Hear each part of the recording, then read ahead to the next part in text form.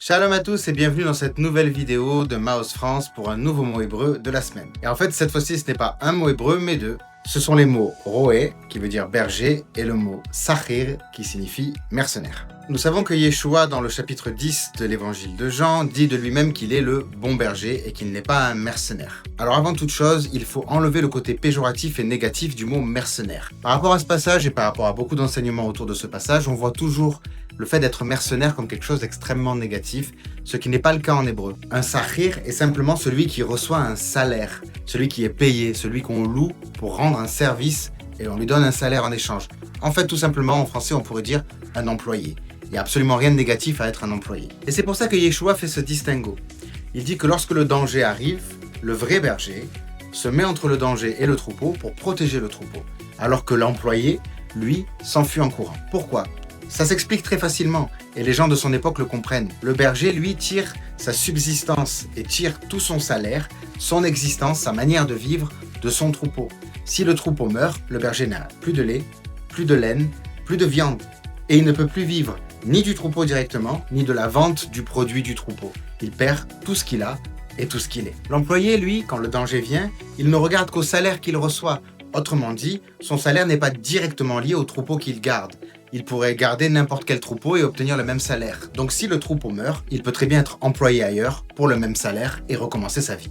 Rien que là, il y a un enseignement extrêmement profond pour nous à comprendre qui est l'Éternel, qui est notre berger, puisque David dira « L'Éternel est mon berger, je ne manquerai de rien », a choisi de lier son existence à la nôtre. Nous ne sommes pas simplement des humains interchangeables pour lui, mais nous sommes véritablement son troupeau, à qui il a lié son existence, à savoir si nous mourons, il se sent mourir lui aussi. Si nous sommes tristes, il ressent cette tristesse lui aussi. Il a complètement connecté ses sentiments aux nôtres. Il y a une petite nuance malgré tout. Yeshua ne dit pas simplement qu'il est berger, mais il dit qu'il est le bon berger. Or, qu'est-ce qu'un bon berger ? Si ce n'est un berger qui fait bien son travail. Lorsque Yeshua décrit ce qu'il fait en tant que berger, il a l'air de faire exactement comme tous les autres bergers.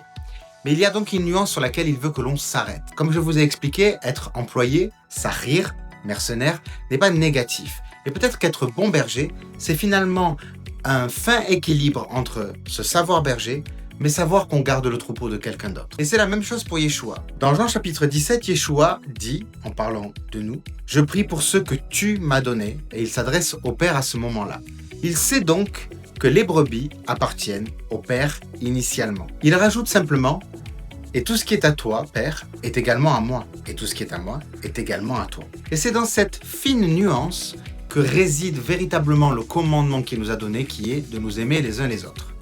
Je m'explique. David, à son époque, vit exactement le même sentiment. David est ce qu'on pourrait appeler un bon berger. Pourquoi ?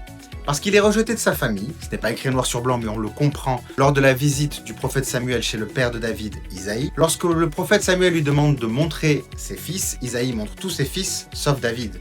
On comprend bien donc que dans la mentalité d'Isaïe, David n'est pas un fils légitime. Ce fils-là, David, illégitime, est donc envoyé garder les brebis. C'est ce que Isaïe dit à Samuel. Lorsque Samuel lui dit « Est-ce que tous tes fils sont ici ?» Il répond non. Il reste le plus jeune qui garde les brebis. Isaïe ne dit jamais que les brebis appartiennent à David, car les brebis appartiennent à Isaïe lui-même. Il les fait garder par son fils illégitime, David, afin que David soit maintenu un peu loin du foyer, et également parce que être berger à l'époque c'est très difficile et très dangereux, alors on le donne à la personne qu'on considère le moins. David donc aurait eu tous les ingrédients pour se fiche totalement du troupeau, à savoir, lorsque le danger est venu, et il est venu puisqu'il dit qu'il a combattu les lions et les ours, David aurait très bien pu dire « Ce troupeau n'est pas le mien, il est celui de mon père qui ne me considère même pas et qui ne me reconnaît même pas comme un fils, le troupeau n'a qu'à mourir, qu'est-ce que ça peut me faire à moi ?» Mais ce n'est pas la mentalité de David. La mentalité de David est d'être un bon berger, à savoir, il se considère comme pleinement berger du troupeau, comme si le troupeau lui appartenait à lui-même. Il comprend qu'en gardant le troupeau, il garde et protège aussi l'honneur de sa famille et un moyen de survivre de sa famille, car si les produits du troupeau sont perdus, c'est sa famille qui en pâtit.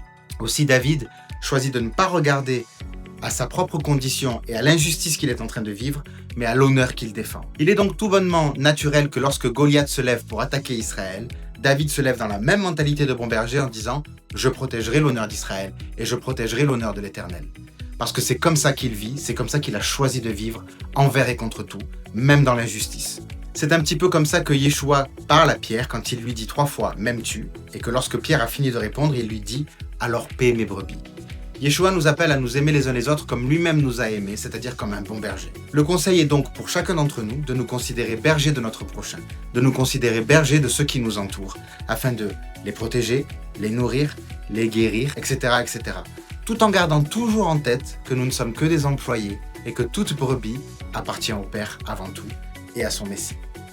Voilà, sur ce, soyez bénis et à la vidéo prochaine.